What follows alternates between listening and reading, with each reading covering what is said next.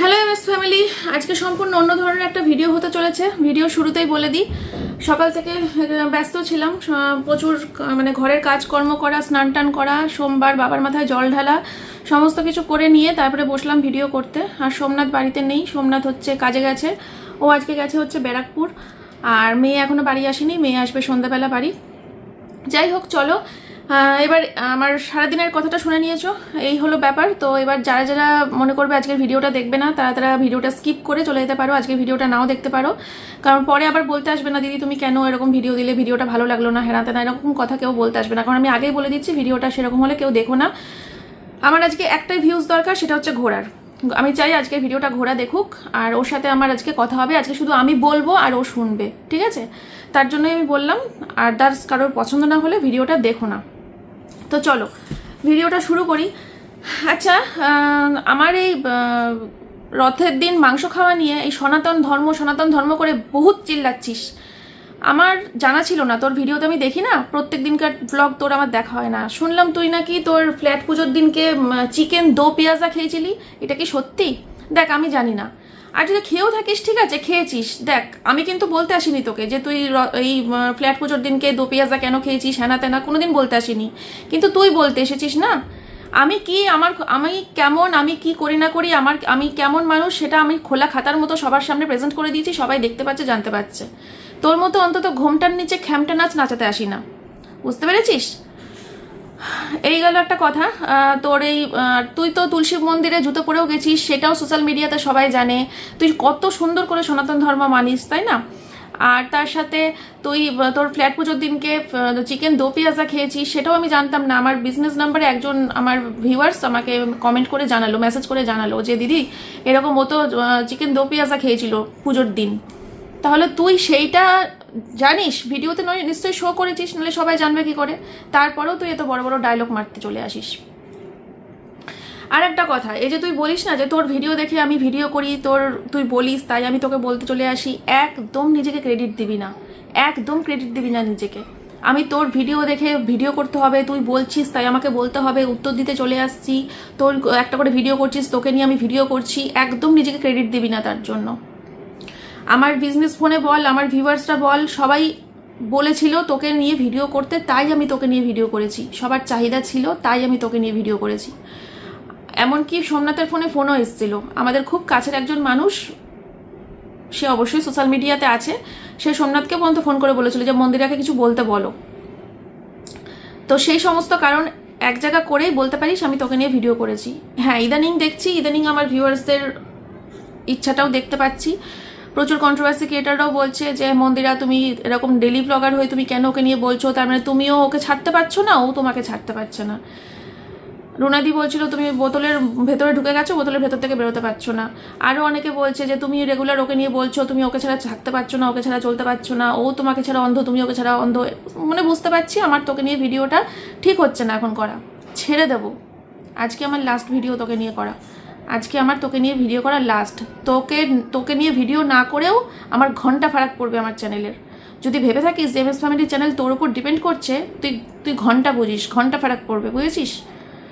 আজকে বেশ কিছু কথা আমি বলবো ভিডিওর মধ্যে, আর এটাই হবে তোকে নিয়ে আমার করা লাস্ট ভিডিও। হ্যাঁ, আমার ভিডিওতে যদি কোনো কমেন্ট আসে, তোর উপর বেস করে যদি কোনো কমেন্ট আসে, আমি অবশ্যই সেই কমেন্টের রিপ্লাই যদি মনে করি দেওয়ার প্রয়োজন আছে, আমি সেই কমেন্টের রিপ্লাই দেবো। আর যদি মনে করি দেওয়ার প্রয়োজন নেই, লাভ রিয়াক্ট দিয়ে বেরিয়ে যাব। কিন্তু তোকে নিয়ে আমি আর ভিডিও করতে আসবো না। হ্যাঁ, যদি কখন আবার ভিউয়ার্সদের চাপ আসে তখন ভেবে দেখবো, আর আসবো না তোকে নিয়ে বলতে, মনে রাখি সেটা।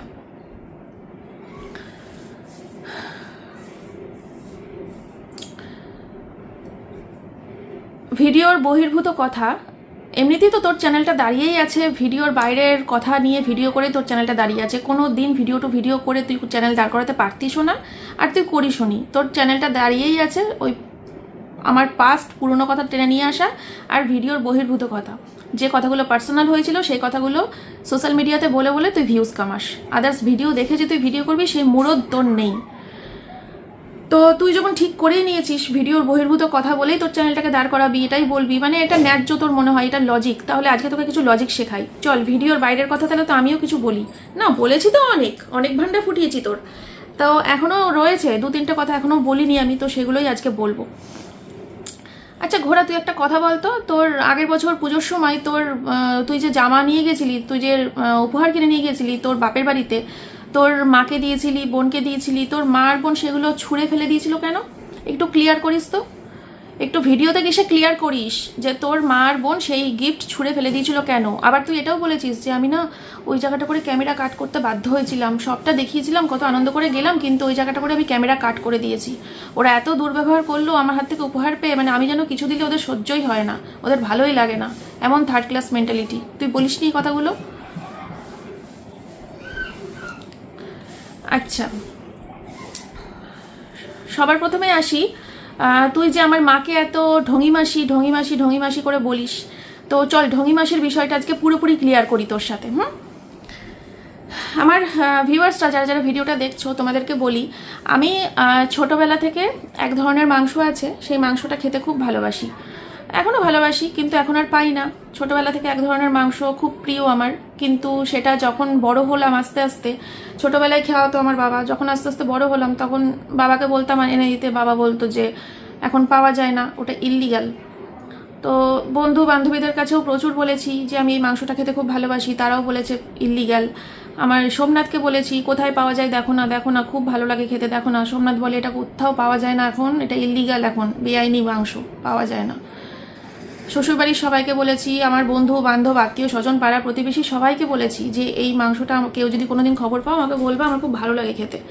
তো সবার মুখে একটাই কথা, এটা বেআইনি মাংস, ইল্লিগাল, এটা পাওয়া যায় না, এটা বিক্রি করাও অপরাধ, এটা খাওয়াও অপরাধ। তো আর অগত্যা আমার খাওয়া হতো না। যখন ঘোড়ার সাথে পরিচয় হলো, ঘোড়াকে বললাম যে জানিস তো এরকম একটা মাংস আছে, আমি খুব ভালোবাসি, ছোটোবেলায় খেতাম, কিন্তু এখন কোথাও পাওয়া যায় না, এটা এখন বেআইনি হয়ে গেছে। সঙ্গে সঙ্গে ঘোড়া বলে, আরে তুই চিন্তা করছিস কেন, এই বেআইনি মাংস তো আমার বাড়িতে প্রত্যেক মাসে রান্না হয়। আমি তো শুনে থলাম, কি বলছিস, এই বেআইনি মাংস তুই কোথায় পাস?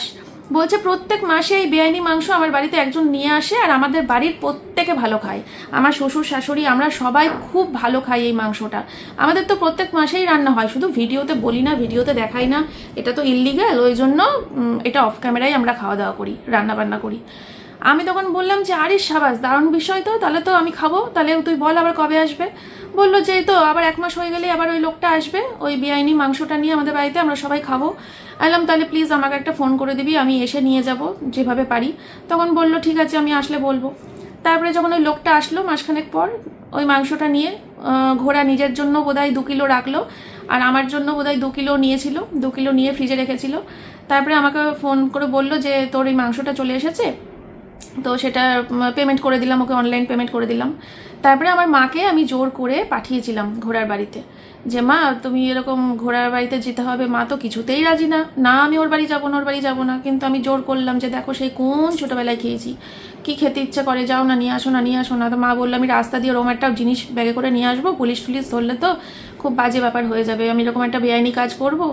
তো আমি মাকে দিয়ে জোর করে ওই কাজটা করিয়েছিলাম, মা আগে জোর করে পাঠিয়েছিলাম ঘোড়ার বাড়িতে, তারপরে ঘোড়ার বাড়ি থেকে ওই বেআইনি মাংসটা নিয়ে এসেছিলো, তারপরে আমি রান্না করে খেয়েছিলাম একবারই, ঠিক আছে।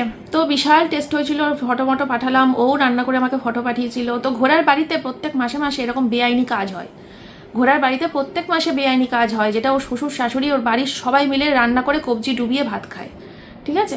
তো এই বিষয়টা তোমাদেরকে ক্লিয়ার করলাম। আরেকটা কথা তোমাদেরকে বলি, এ ঘোড়া, রাজি হয়ে গেছে আমার মা, বিয়ে দিবি নাকি তোর বাপের সাথে, তোর ঢঙি বাপের সাথে বিয়ে দিবি আমার মায়ের? ওই দিনকার পরে তারপরে ঘোড়া আমাকে ভিডিও কলে, ঘোড়ার সাথে কথা হচ্ছে, আমার মা আমার পেছনে বসে আছে, ঘোড়া আমাকে বলছে যে আমার মাথায় একটা দারুণ বুদ্ধি এসেছে। আমি বললাম কি বুদ্ধি? বলছে যে আমার বাবার সাথে তোর মায়ের বিয়ে দেবো।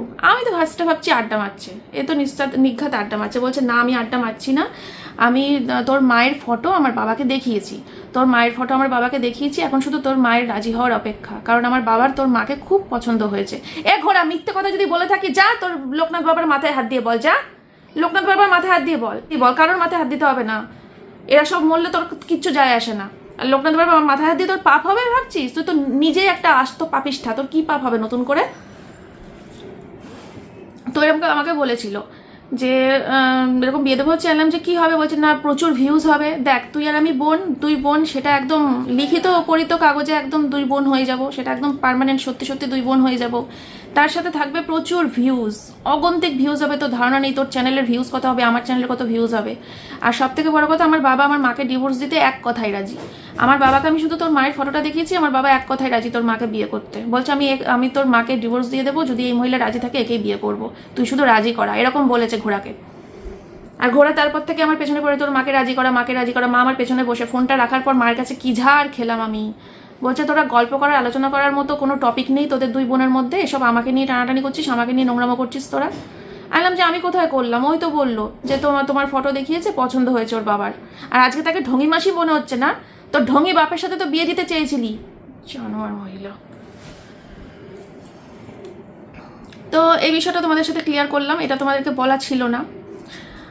আর এই যে কথায় কথায় বলছিস না যে যা তোর ননদের নিন্দা করেছিস, তোর কাকে শাশুড়ির নিন্দা করেছিস, মল্লিকার নিন্দা করেছিস, যা শনিদেবের মাথায় হাত দিয়ে বলছিস না, আয় আয় আয় আমার সামনে আয়, তোর মাথায় হাত দিয়ে বলি যে আমি হ্যাঁ ননদের নিন্দা করেছি, কাকে শাশুড়ির নিন্দা করেছি, তোর মাথায় হাত দিয়ে বলি আয়। তুই তো শনিদেবের মাথায় হাত দিয়ে বলতে বলেছিস। আর আমার জীবনে সাক্ষাৎ শনি তুই হচ্ছিস আমার জীবনে ওয়ান অ্যান্ড অনলি একমাত্র শনি, বুঝেছিস? তোর মাথায় হাত দিয়ে বলছি আয়। দুর্গাপুজোয় আসবে, মুখ বরাবর লাথ মেরে বের করে দেবো। দুর্গাপুজোয় আসলে তুই, দুর্গাপুজো কেন, কোনোদিন আমার সামনে আসলেই তোর মুখে লাথ মেরে বের করে দেবো। বিশ্বাসের কথা বলছিস, বিশ্বাসঘাতকতা করেছি। ভালোবাসতিস তুই আমাকে প্রথমবারেও ভালোবেসে আমার কাছে এসেছিলি, দ্বিতীয়বারেও ভালোবেসে আমার কাছে এসেছিলি, তৃতীয়বারেও ভালোবেসে আমার কাছে এসেছিলি। তোর ভালোবাসার 108।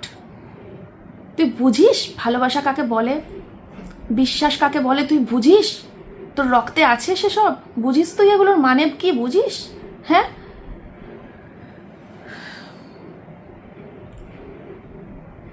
বিষয়টা কি হয়েছে বলতো? তুই আমাকে মানে জামা কাপড় খুলিয়ে ল্যাংটা করে তুই বাজারের মাঝখানে আমাকে দাঁড় করিয়ে দিয়েছিলি।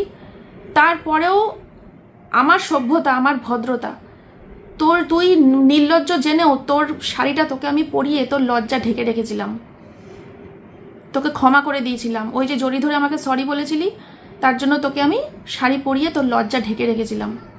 কিন্তু তুই তো সেই মেয়ে না, তুই তো আবার আসছিলি আমার পিঠ পিছে ছুরি মারতে, আবার ভিতরের কথা বাইরে নিয়ে চলে আসছিলি, গ্রুপের ভিতরের কথা দিনের পর দিন। কি করবো রে, কি করবো বল না? আমি তো আনিনি গ্রুপের ভিতরের কথা বাইরে। গ্রুপ ভেঙে গেছে, সম্পর্ক শেষ হয়ে গেছে। একটা অ্যানাউন্সমেন্ট করে দিতিস, সম্পর্ক শেষ, আমিও করে দিতাম, ব্যাস মিটমাট হয়ে যেত। তুই প্রত্যেক দিন ভাঙিয়ে খাচ্ছিলি, গ্রুপের ভিতরের কথা প্রত্যেক দিন ভাঙিয়ে খাচ্ছিলি। আর তারপরে তোর কি মনে হয় আমি তোর ভাগনার কথা জেনেও চুপ করে থাকবো? তোর মেন জ্বালাটা ওখানেই লেগেছে। তুই যে রেগুলার এখন আমাকে নিয়ে বাজে বাজে ভিডিও করছিস না, তোর মেন জ্বালাটা ওখানেই লেগেছে। আমি তোর ভাগনার বিষয়টা, ফান্ডাটা বের করে দিয়েছি। আর তোর যে সমস্ত ভিউয়ার্সরা এখনো বিশ্বাস করে নিয়েছে বিষয়টা, তাদের কথা বাদ দিলাম। আর যারা এখনো বিশ্বাস করেনি, ভাবছে যে আমি বা আমরা সবাই মিথ্যে কথা বলছি, আমি তাদেরকে হাত জোর করে রিকোয়েস্ট করবো, আমার বাড়িতে আসো, আমার বাড়িতে সবাই আসো, আমি আমার টিভির বড় স্ক্রিনে চালিয়ে ঘোড়ার বিয়ে দেখাবো তোমাদেরকে।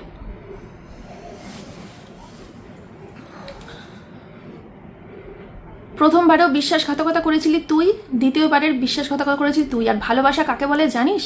ভালোবাসা কাকে বলে? 3 বছর আগে যে কথাগুলো আমি তোকে বিশ্বাস করে বলেছিলাম, কেন বলেছিলি সেই কথাগুলো ভিডিও করে? কেন বলেছিলি বল উত্তর দে, কেন বলেছিলি? আমি তো তোকে বিশ্বাস করে কথাগুলো বলেছিলাম। 3 বছর আগে আমি আমার ইমোশন তোর সাথে শেয়ার করেছিলাম, আমার পার্সোনাল কথা তোর সাথে শেয়ার করেছিলাম, আমার অনেক ব্যক্তিগত কথা আমি তোর সাথে শেয়ার করেছিলাম, যার পৃথিবীতে কারোর সাথে করিনি, একমাত্র তোর সাথে করেছিলাম। সেই কথাগুলোকে তুই বলেছিলি। বিশ্বাসঘাতকতা করিসনি তুই আমার সাথে। প্রথমবারে তুই ভালোবেসেছিলি, প্রথমবারেও তুই বিশ্বাস করে আমার জীবনে এসেছিলি, ভালোবেসে এসেছিলি। নিজেকে বাঁচাতে তুই ওই রেকর্ডিংগুলো ফাঁস করেছিলি, নিজেকে বাঁচাতে। চল হাট। প্রথমবারেও তুই বিশ্বাসঘাতকতা করেছিলি আমার সাথে, তারপরেও তোকে ক্ষমা করে দিয়ে যখন আবার আমার জীবনে নিয়ে এসেছিলাম, তারপরে তুই আবার বিশ্বাসঘাতকতা করেছিলিস আমার সাথে, বা করতে যাচ্ছিলিস, বা করে ফেলেছিলিস। একের পর এক পার্সোনাল কথা বলে যাচ্ছিলি, আমাদের ভিতরকার হওয়ার কথা, কোথায় চাকরি পাওয়া থেকে শুরু করে, কোথায় আমার মা কি বলেছে তোকে সেই কথা থেকে শুরু করে, কোথায় আমার দেবশ্রী আন্টিকে বলা কথা, কোথায় এই কথা ওই কথা সেই কথা। আর তুই শোয়ানোর কথা বলছিস, শোয়ানোর কথা নিয়ে আসছি পরে। বিশ্বাস কাকে বলে জানিস? ভালোবাসা কাকে বলে? যখন তোর সাথে আমার সম্পর্ক ছিল, সোমনাথ আমাকে সবসময় বলতো, সবসময় প্রায় দিনই সোমনাথের সাথে আমার অশান্তি হতো, যে ওর সাথে ওকে গ্রুপে রেখো না, ওর সাথে বাদ দিয়ে দাও, ওর সাথে কথা বলো না। তারপরেও আমি তোর হাত ছাড়িনি, তারপরেও আমি সম্পর্ক নষ্ট হতে দিইনি। আমার মা আমাকে বোঝাতো, আমার দিদিরা আমাকে বোঝাতো, আমার পরিবার আমাকে বোঝাতো, শ্বশুরবাড়ি বোঝাতো, বাপের বাড়ির লোক বোঝাতো, বন্ধু বান্ধব সবাই বলতো তোকে ছেড়ে দিতে, তোর সাথে সম্পর্ক না রাখতে, তুই একটা কালসাপ, সবাই বলতো। তবু আমি কারোর কথা শুনিনি, সবাইকে উপেক্ষা করে তোর সাথে ভালো ব্যবহার করে গেছি, তোর সাথে সম্পর্ক ধরে রেখেছি। এটাকে বলে ভালোবাসা, বুঝেছিস? প্রত্যেকটা চ্যানেল উল্টোপাল্টা কথা বলছিল, সব কটা কন্ট্রোভার্সি চ্যানেল আমার 3 বছর আগের পুরনো কথা তুলে তুলে বাজে বাজে নোংরা ভিডিও করছিল, সবাই মনে করে দিচ্ছিল আমার পুরনো কথা, সেগুলো শুনছিলাম। তারপরেও আমি তোর সাথে কথা বলা ছাড়িনি, তারপরেও তোর সাথে আমি সম্পর্ক নষ্ট হতে দিইনি। এইটাকে বলে ভালোবাসা। ভিউজের জন্য করেছি, ভিউজের জন্য কত ভিউজ হয়েছে রে আমার তোর সাথে সম্পর্ক রেখে? তোকে আমার চ্যানেলে দেখিয়ে কত ভিউজ হয়েছে? এখন বেশি ভিউজ হবে আমার তোকে নিয়ে বললে। আরও অনেক ভালো ভালো কন্টেন্ট আছে ভিউজ আপ করার জন্য, বুঝেছিস? তোর সাথে আমি সম্পর্ক ভিউজের জন্য কোনোদিন রাখিনি, কোনো স্বার্থ ছিল না তোকে ভালোবাসার পেছনে। একটা স্বার্থ ছিল, স্বার্থ বলবো না, একটা কারণ ছিল তোকে ভালোবাসার পেছনে। জানি হয়তো অনেকেই শুনে কথাটা খারাপ ভাববে, কিন্তু যেটা সত্যি সেটা সত্যি। আজ থেকে 3 বছর আগে যখন আমি ভুল করেছিলাম, আমি তো অন্যায় করেছিলাম, কিন্তু আমাকে সাথ দিয়ে তুইও অন্যায় করেছিলি। কিন্তু যত যাই হোক আমার ফ্যামিলি, ফ্রেন্ড, পুরো পরিবার, ইউটিউব, সোশ্যাল মিডিয়া, চারিদিক শূন্য হয়ে গেছিল। শূন্য, একটা মানুষকে আমি পাশে পাইনি, শূন্য হয়ে গেছিল আমার পৃথিবী। একমাত্র তুই ছিলিস আমার পাশে, একমাত্র তুই ছিলিস আমার হয়ে পিঠে গালি খেয়েছিস, আমার হয়ে বলেছিস, আমার হয়ে বলার জন্য তুই গালাগালি খেয়েছিস। তুই একমাত্র আমার পাশে ছিলিস, আমাকে সাহারা দিয়েছিলিস। সেই কারণে আমি তোর হাত ছাড়তে পারিনি। তুই জড়িয়ে ধরে সরি বলার সাথে সাথে আমার বিবেক কাজ করছিল, যে মেয়েটা তো একটা সময় আমার জন্য এত কষ্ট সহ্য করেছে, এই মেয়েটা এত গালাগালি খেয়েছে, তার হাতটা আমি ছেড়ে দেবো? সে আমাকে সরি বলছে, তাকে আমি মন থেকে একটাবার ক্ষমা করতে পারবো না? ভুলে যেতে পারবো না যে রেকর্ডিংগুলো ছেড়েছে? ভুলে যাই। এইটাকে বলে ভালোবাসা, বুঝতে পারলি? কিন্তু না, আমার দিমাগে তখন ঘিলু ছিল না, আমার দিমাগে বুদ্ধি ছিল না তখন এইটা, যে তুই ভিউজের জন্যই আমার সাথে মিশেছিলি, তুই তোর চ্যানেল গ্রো করার জন্যই আমার জীবনে এসেছিলি, তুই তোর চ্যানেলের স্বার্থে আমার তোকে বলা কথাগুলো রেকর্ড করছিলি, সেগুলো ভাঙিয়ে ভাঙিয়ে খাবি বলে, আর সারাটা জীবন ধরে আমাকে পিস পিস করে কেটে নুন লঙ্কা মাখিয়ে গিলবি বলে। সেটা আমি তখন বুঝতে পারিনি। আমি ভেবেছিলাম মেয়েটা কত ভালোবাসে আমাকে, যে সারা পৃথিবী একদিকে আর ও একদিকে আমার হাত ধরে দাঁড়িয়ে রয়েছে, এত বড় একটা বিপদে আমার। এইটা ভেবেছিলাম, কত বড় গাধি ছিলাম রে আমি। তারপরেও যখন সরি বললি তখনও বুঝতে পারিনি যে তুই মনের মধ্যে অনেক প্যাঁচ নিয়ে আমার জীবনে ঢুকছিস। আরে ওই তো তোর সাথে আমার সরি বলতে আসলি, মাংস খাওয়া খাই হলো, মিটে গেল, মোটামুটি একটা ওই 9 মাসে 6 মাসে কথা হতো, ওই অবধি রিলেশনটা ঠিকঠাক ছিল। কিসের জন্য ফোন করতে এসেছিলি আমাকে মারিয়ার নামে মিথ্যে কথা বলে? মারিয়া, চল সত্যি কথাই হলো, মারিয়া তোরকে ফোন করে আমার নামে নিন্দা করতো। তুই কিসের জন্য আমাকে ফোন করে সেটা বলতে গেছিলি? মানে তুই বুঝতে পেরেছিলি মারিয়ার সাথে আমার কিছু একটা ঠান্ডা লড়াই চলছে, কিছু একটা ভেতরে হচ্ছে। তো তোকে এখন এই মুহূর্তে এই সিচুয়েশনটাকে তোকে এখন লক করতে হবে, সরু গলি করে আমার জীবনে আবার রিএন্ট্রি করার। তুই তখন প্ল্যান করে নিয়েছিলি। তার জন্য যখন দেখলি যে মারিয়া তোকে নিয়ে তোর কাছে আমার নামে নিন্দা করছে, প্লাস আমার ভিডিও তো মারিয়াকে সেভাবে দেখা যাচ্ছে না, আমারও মনটা শুকনো, ওদিকেও মনটা শুকনো, কন্ট্রোভার্সি ক্রিয়েটারও ভিডিও করতে শুরু করেছে, কিছু তো একটা হয়েছে দুজনের মধ্যে। এই সুযোগ যাই মন্দিরাকে ফোন করে ওর নামে নিন্দা করে সরু গলি করে ঢুকে যাই। তখন তুই ঢুকে গেলি আমার জীবনে আবার সরু গলি করে। আর আমিও হাতে আকাশের চাঁদ পেয়ে গেলাম, তোকে পাবো না কেন বল? আগেই তো শুনে রেখেছিলাম তোর ভাগনার কাণ্ড, সেটাকে একটুখানি সুন্দর করে গুছিয়ে রাখতে হবে না নিজের কাছে? তবুও ক্ষতি করিনি তোর ভাগনার সব কিছু জানার পরেও আমি তোর কোনো ক্ষতি করিনি। আমি ব্যান্ড পার্টি বাজিয়ে বলতে আসিনি যে তোর সাথে তোর ভাগনার এই সম্পর্ক, তোকে সিঁদুর পরিয়েছে এনা তেনা, কিচ্ছু বলতে আসিনি। কেন জানিস? ভালোবাসতাম তোকে, বিবেক থেকে বলতে আসিনি।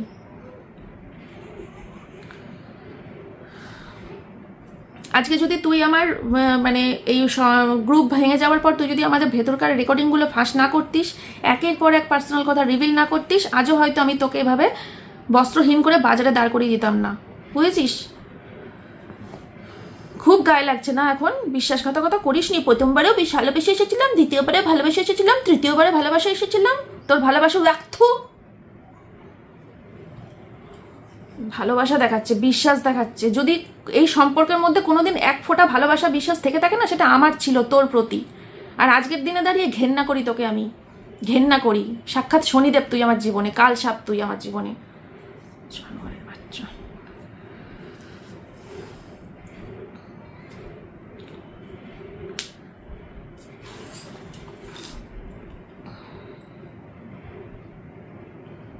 হ্যাঁ, কন্ট্রোভার্সি ক্রিয়েটারদেরকে শোয়ানোর কথা বলি, চল।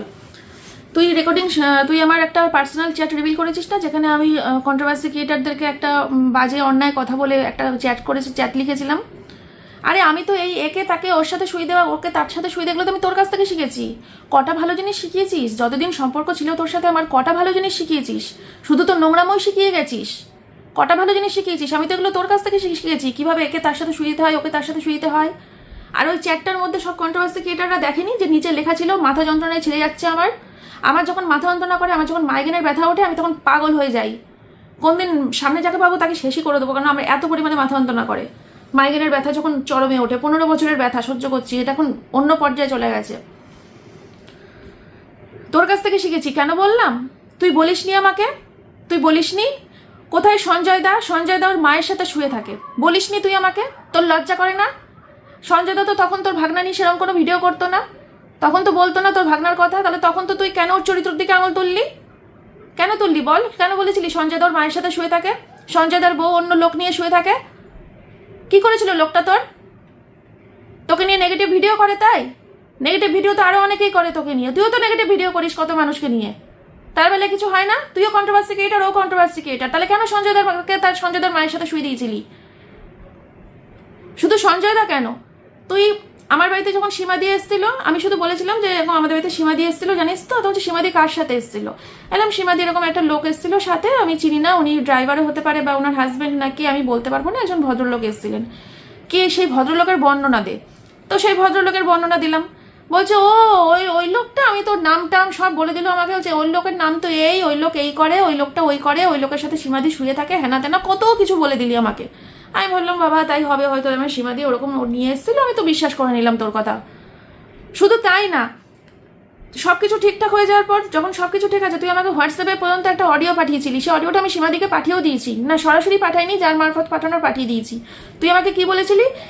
বোন জানিস না, মন্দিরা জানিস তো সীমাদি না সন্দীপের সাথে এরকম ড্যাশের শুয়ে থাকে, ড্যাশের সম্পর্ক, সন্দীপের সাথে শুয়ে থাকে সীমাদি, বলিসনি তুই আমাকে? যার সাথে বেরিয়েছিস তাকে তার সাথে শুয়ে দিয়েছিস, তোর কাছ থেকে তো শিখেছি, ওই জন্য তো আমার মুখ থেকে তখন এই নোংরা কথাটা বেরিয়ে গেছিল, নাহলে আমি কি করে বলতাম বল, কি করে বলতাম? আজকে আমার চোখ খুলে গেছে, আজকে আমি আমার ভুলটা বুঝতে পারছি। যতদিন তোর সাথে ছিলাম না কোনোদিন আমার পরিবারের কাছ থেকে মানে কোনো ভালো কিছু পেয়েছি না, আমার সোশ্যাল মিডিয়াতে আমার কোনো ভালো ইমেজ ছিল, কোনোদিন ভালো ইমেজ ছিল। তুই যতদিন আমার জীবনে ছিলি কোনোদিন ভালো ইমেজ ছিল না, কোনোদিন ভালো কিছু করিসনি তুই আমার। তারপরেও আমি তোর হাত ছাড়িনি। ওই যে বিবেক কাজ করতো 3 বছর আগে, এই মেয়েটা আমার পাশে ছিল, সে পুরো পৃথিবী শূন্য হয়ে গেছিল, এই মেয়েটা আমার জন্য গালি খেয়েছিল, ওই বিবেকটা কাজ করতো ভেতরে, মানুষের বাচ্চা তো, গায়ে রক্ত আছে, ওই বিবেকটা কাজ করতো, তাই আমি ছাড়তে পারতাম না তোকে, ভুলতে পারতাম না। ওই জায়গা থেকে ভালোবাসা এসেছিল, বুঝিনি তুই চ্যানেলের স্বার্থে এসেছিলি আমার জীবনে, তোর ভিউজ বাড়ানোর জন্য আমার জীবনে এসেছিলি, কালসাপ একটা।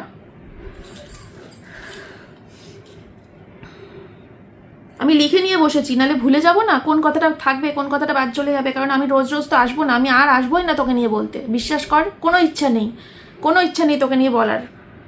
ঘেন্না করে তোকে দেখলে, তোর মুখটা দেখলে জাস্ট করে থুপ করে ফেলি আমি, গা পাকিয়ে আসা। তোর মুখে যখন বিশ্বাসের কথা শুনি না, ভালোবাসার কথা শুনি না, তখন আমার মাথায় আগুন জ্বলে ওঠে, কার মুখে কি শুনছি। আজকে তোর সাথে মিশে আমাকে যা যা কথা শুনতে হয়েছে সোশ্যাল মিডিয়াতে, কন্ট্রোভার্সি ক্রিয়েটারদের কাছে যা শুনতে হয়েছে, আমার ফ্যামিলির কাছে যা শুনতে হয়েছে, ফ্রেন্ডদের কাছে শুনতে হয়েছে, কানা করিও তোকে শুনতে হতো না? তুই কোন জন্মে আমাকে ছেড়ে চলে যেতিস, কোন জন্মে? এটা আমার ভালোবাসা ছিল, তোকে আমি ছাড়িনি। হ্যাঁ, পায়েলদির বাড়িতে নিমন্ত্রণ করা হয়নি, আর ওর পেছনে একটা গ্রুপ ছিল, সেটাই হচ্ছে ওর মানে বিশ্বাসঘাতকতা, বিশ্বাসঘাতকতা।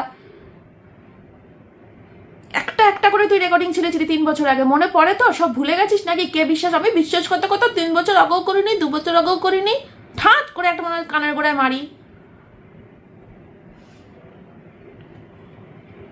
হ্যাঁ, ননদের ছেলে, আমার ননদের ছেলে তোর কি করেছে? আমার ননদের ছেলেকে নিয়ে যে ভিডিও করতে বসেছিস, উল্টোপাল্টা কথা বলছিস আমার ননদের ছেলে, মানে দুনিয়ার বাচ্চাদেরকে নিয়ে না বললে তোর হয় না বল? দুনিয়ার বাচ্চাদেরকে নিয়ে না বললে হয় না? লজ্জা করে না? তুই আমার মেয়েকে নিয়েও বাজে বাজে কথা বলিস ভিডিওর মধ্যে, লজ্জা করে না? এ না তোকে মানি বলে ডাকতো, অনেকে বলে মনি বলে ডাকতো, না মনি তোকে বলতো না, মনি আমার এক বোন ছিল, তাকে ডাকতো, তোকে মানি বলে ডাকতো, লজ্জা করে না? তার ফটো নাকি তুই পার্সে রাখতিস? ছ্যা, ফটো পার্সে রাখতো। আসলে নিজের বোনের ছবি, নিজের বোনের বাচ্চার ছবি কোনোদিন পার্সে রাখে না, নিজের মা বাবার ছবি পার্সে রাখে না, নিজের বরের ছবি রাখে না। যা নিজের ভাগনার ছবি গিয়ে পার্সে রাখ, যা নিজের ভাগনার ছবি পার্সে রাখ। আমার মেয়ের ছবি পার্সে রাখে, ফেলে দিবি আমার মেয়ের ফটো। সেই মেয়েকে নিয়ে তুই উল্টোপাল্টা ভাবে কথা বলিস, উল্টোপাল্টা ভিডিও করিস, নির্লজ্জ মহিলা। আবার আমার ননদের ছেলেটাকেও ছাড়ছিস না। আমার ননদের ছেলে কি করেছে তোর?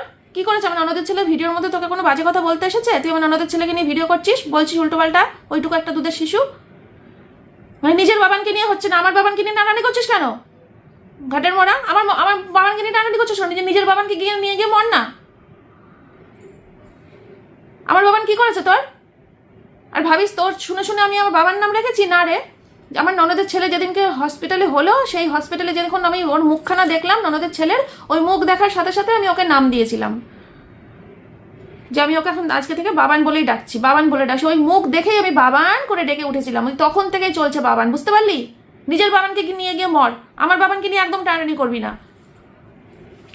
জানোয়ার মহিলা।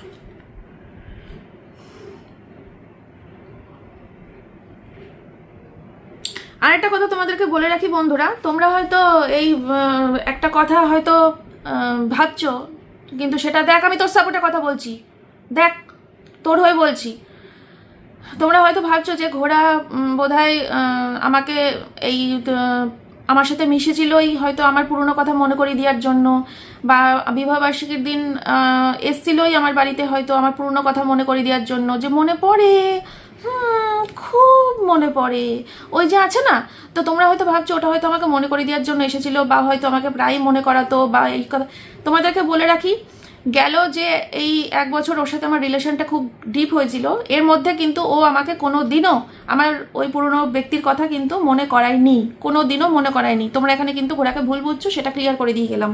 ও কোনো দিনও মনে করায়নি, না আমাদের মধ্যে কোনোদিন ওই ছেলেকে নিয়ে পজিটিভ কথা হয়েছে, না কোনোদিন ওই ছেলেকে নিয়ে নেগেটিভ কথা হয়েছে। আমাদের মধ্যে কোনোদিন ওকে নিয়ে কোনো কথাই হয়নি। ইনফ্যাক্ট বিবাহবার্ষিকীর দিনকেও কোনোদিন ওই মনে পড়ে, হ্যাঁ খুব মনে পড়ে। ওই যে রেকর্ডিংটা শুনিয়েছিল, নিজেই বানিয়েছিল, গাধা, নিজেই বানিয়েছিলি, 2খানার রেকর্ডিং নিজের গলাতে রেকর্ড করে পোস্ট করেছিলি। তুই তো বিবাহবার্ষিকীর দিন আমার বাড়িতেই ছিলি, আমার সামনে ছিলি। ওদিনকে তুই আমাকে মনে পড়ে, ওইটা কি করে রেকর্ড করলি? একটা ফোনে তো সঞ্জয় দার লাইভ চালিয়ে রেখেছিলি, আর একটা ফোনে তো তোর ভাগনার সাথে প্রেম মারাচ্ছিলি। তাহলে কখন কি করে ওই রেকর্ডটা করলি? তুই মনে পড়ে, হ্যাঁ খুব মনে পড়ে। মানে গল্পটাও ঠিক করে বানাতে পারিস না। ওর সাথে আমার কোনোদিন ওইসব বিষয়ে কোনো কথা হয়নি, ঠিক আছে? আর নিজেরা নিজেদের মাথা খাটিয়ে ভাবো না, যদি হতো তাহলে তো চাকরির বিষয়টা আমি ওর কাছ থেকেই জানতে পারতাম, ওর কাছ থেকে তো সরাসরি জানতে পারতাম ও কেন ভিডিও করে জিনিসটা রিভিল করতে গেল।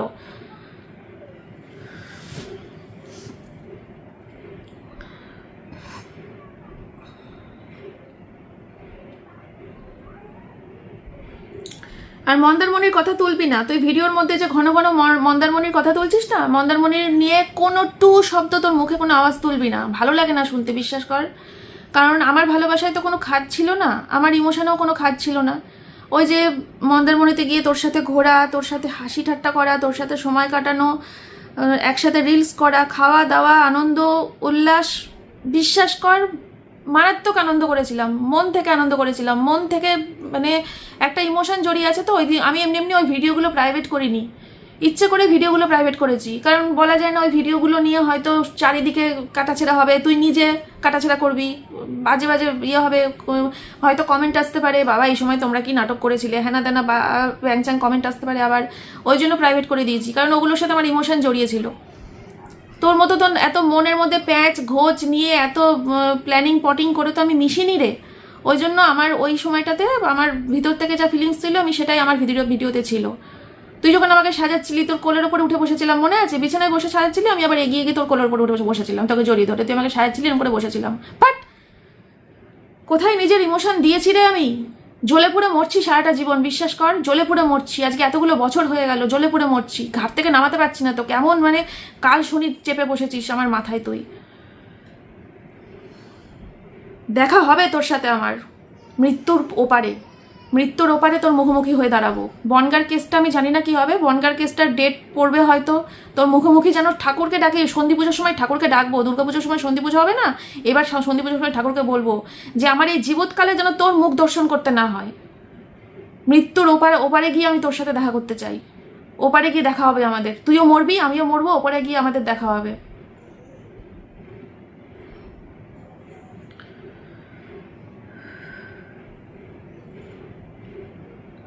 যা তোর বাপকে গিয়ে বল যে আমার মা বিয়েতে রাজি, বিয়ে করবি, বিয়ে করবে কিনা জিজ্ঞেস কর, বিয়ে করাবি কিনা। তোর বাপকে গিয়ে বল, তোর ঢঙি বাপ মেয়েকে কুশিক্ষা দেয়, মেয়েকে নিজের বাড়িতে বসিয়ে ভাগনার সাথে আমার মেয়ের অ্যানিভার্সারি পালন করছে, সেটা তোর বাপ দেখে বসে বসে। যা তোর বাপকে গিয়ে বল। তার আবার ইচ্ছা হয়েছিল না তোর ঢঙি মাসির সাথে বিয়ে দিবি ভিউজের জন্য। সত্যি সত্যি একদম কাগজে কলমে দুই বোন হয়ে যাব আমরা, কত প্ল্যানিং করেছিলি, তাকেই আবার ঢঙি মাসি বলিস এখন কেন রে? তোর বাপকে বিয়ে করেনি বলে? তোর বাপকে যদি বিয়ে করতো তাহলে তো নিশ্চয়ই মা বলে ডাকতিস। তাহলে কি মা বলে ডাকতিস? বিয়ে করেনি বলে এখন ঢঙি মাসি হয়ে গেছে নাকি?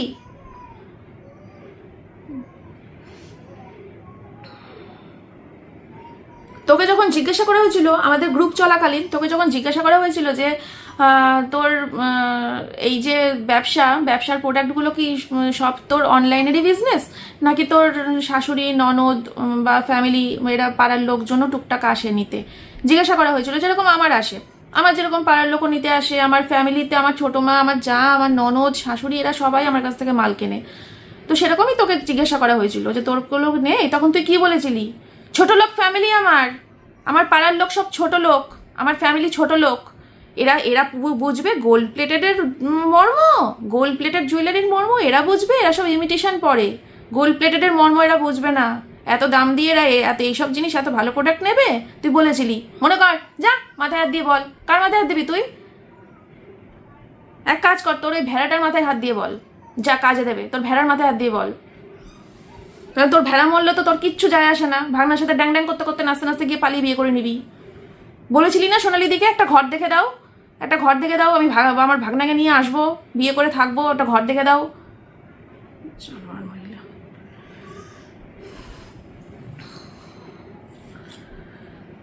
তুই আমার বরকে বলিস যে ওর মেরুদণ্ড নেই, ও মেরুদণ্ড নেই, কাপুরুষ, তার কাটা, আরো কত কত নাম দিয়েছিস না।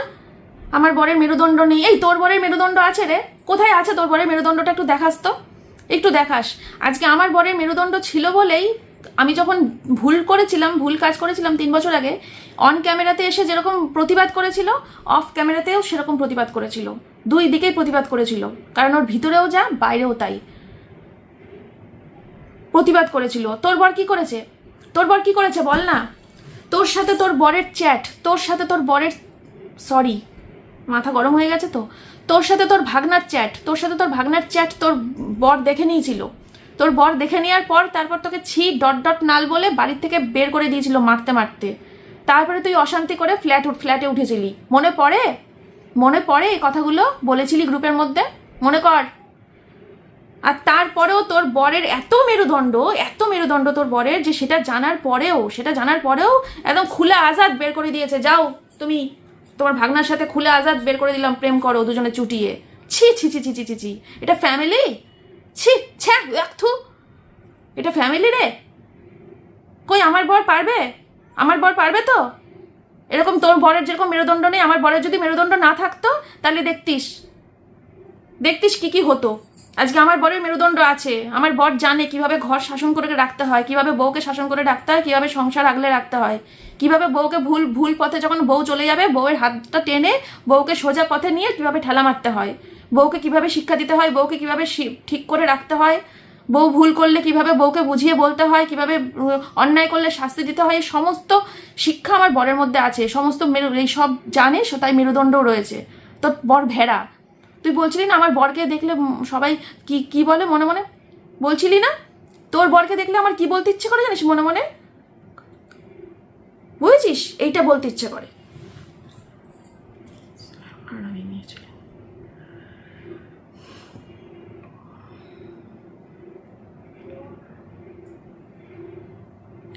চল, আমার আর কিছু বলার নেই তোমাদেরকে, এটুকুই বলার ছিল। হ্যাঁ, তোর এই বিষয়গুলো অবশ্যই ক্লিয়ার করবি। তোর পুজোর যে গিফট নিয়ে গেছিলি তোর মা বোন ছুঁড়ে ফেলে দিয়েছিল কেন, ক্লিয়ার করবি এসে। হ্যাঁ, আর তুই নিজে পুজোর দিনকে চিকেন দো পেঁয়াজা খেয়ে কেন সনাতন ধর্ম নিয়ে আমার দিকে আঙুল তুলতে আসিস? লজ্জা করে না? তুই তো ঘোমটার নিচে খ্যামটা নাচ করিস। আরে আমি তো খোলা রে, আমি তো খোলা খোলা খাতা। আমি তো কোনোদিনও তোর মতো সতীত্বের ঘোমটা মাথায় দিয়ে সবার সামনে এসে চিৎকার করে বলতে বসি না, দেখো আমি সতী, দেখো আমি সতী, আমি সতী বলি না তো তোর মতো। তুই তো সতীত্বের ঘোমটা টেনে টেনে তলায় খ্যামটা নাচ করিস।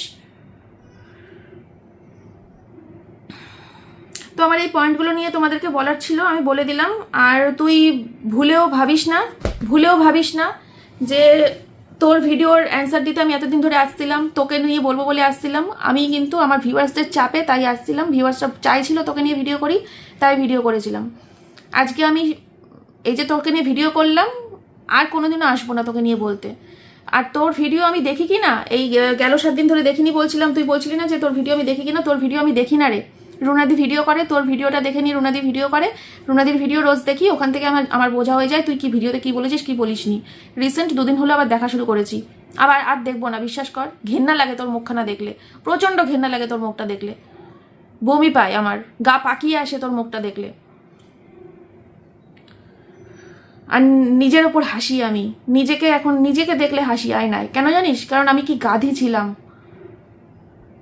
এত মানুষের বারণ করা সত্ত্বেও, এত মানুষ বোঝানো সত্ত্বেও আমি তোর হাতটা ছাড়িনি। তোকে কি অবস্থা, নিজেকে দেখলে হাসি পায় এখন।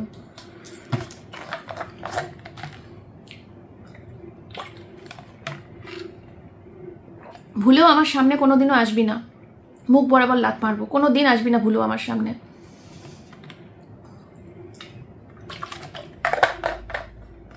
যা, ভেড়া বরকে নিয়ে সংসার কর, আর তার সাথে ওই গাধার সাথে ঘুরে বেড়া, নতুন যে কিনেছিস ওটাই করে ঘুরে বেড়া। খুব মজা ছিল না? হেভি লাগছিল বল, পেছন থেকে জড়িয়ে ধরে, ও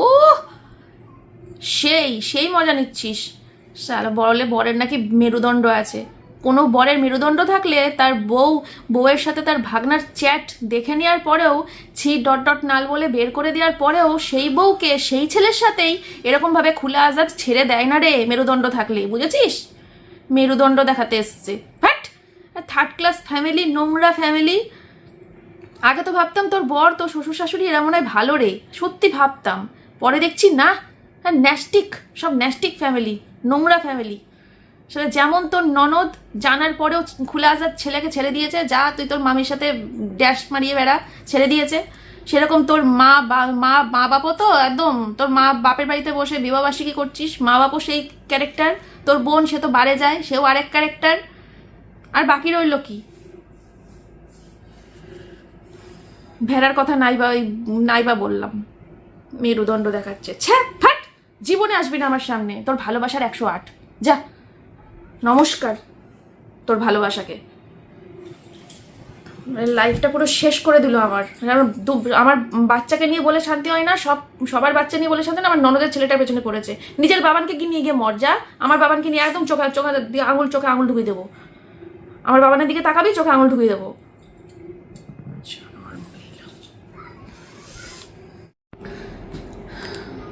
যাই হোক বন্ধুরা, ভিডিওটা এখানেই শেষ করছি। আমি আজকে হয়তো একটু অন্যভাবে কথা বলেছি। আমি ভিডিও শুরুতেই কিন্তু বলে দিয়েছিলাম সমস্ত ভিউয়ার্সদেরকে যে তোমরা কেউ এই ভিডিওটা দেখো না। তো যদি আমার কোনো কথায় তোমাদের খারাপ লেগে থাকে তার জন্য কিন্তু আমি দায়ী নই, কারণ আমি আগেই বলেছিলাম এই ভিডিওটা কেউ দেখো না, ঠিক আছে? কারণ আমার ভিতরে যা ছিল তার 50% আমি আজকে ভিডিওতে বের করেছি। বাকি 50% যদি বের করতাম তাহলে হয়তো আত্মার শান্তি হতো। আর যারা ভাবছো না যে হয়তো আবার মিলমিশ হয়ে যাবে কিনা, যে আবার হয়তো সব ঠিক হয়ে যাবে, এই তো 2 দিনকার, আবার ঠিক হয়ে যাবে, দয়া করে এই ভুল মানে ভ্রান্ত ধারণায় কেউ থেকো না, কারণ এটা এই জীবনে আর সম্ভব না, ঠিক আছে? আমি ওকে সামনে পেলে হয়তো কি করেই বসবো, তো এটা এই জীবনে সম্ভব না। কেউ এই ভ্রান্ত ধারণায় থেকো না। আর ও যে প্রত্যেক মুহূর্তে আমার শ্বশুরবাড়ির নিন্দা করে চলেছে, ও অ্যাকচুয়ালি হিংসায় ভুগছে। কারণ এরকম শ্বশুরবাড়ি তো বাপের জন্মে দেখেনি। আমার শ্বশুরবাড়ির যে কোনো মানুষের কথাই বলো না কেন, সে আমার ছোটো মা হোক, আমার শাশুড়ি হোক বা আমার ননদ হোক, যার কথাই বলো না কেন, এই শ্বশুরবাড়ির যে কোনো একটা মানুষের মতো ওকে হতে গেলেও না, ওকে জন্মের পর জন্ম তপস্যা করে দিতে হবে। ও জন্মের পর জন্ম তপস্যা করেও ওর নিজেও এরকম হতে পারবে না, আর এরকম শ্বশুরবাড়িও ওর ভাগ্যে জুটবে না। তোমরা ভাবতে পারো, আমার ননদের ছেলে ওইটুকু বাচ্চা, দুধের শিশু, তাকে নিয়ে পর্যন্ত ভিডিওর মধ্যে নোংরা নোংরা কথা বলেছে, বাজে বাজে কথা বলেছে। ওইটুকু বাচ্চাকে পর্যন্ত ও ছাড়ে না।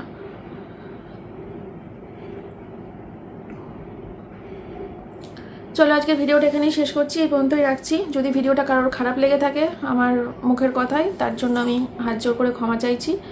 কালকে থেকে আমার চ্যানেলে নর্মাল ডেলি ব্লগ আসবে, যেরকম তোমরা ভিডিও দেখতে পছন্দ করো। আমার দৈনন্দিন জীবনযাত্রা, আমার কাজকর্ম, আমার সংসার, আমার জীবন নিয়েই ভিডিও আসবে আগামীকাল থেকে।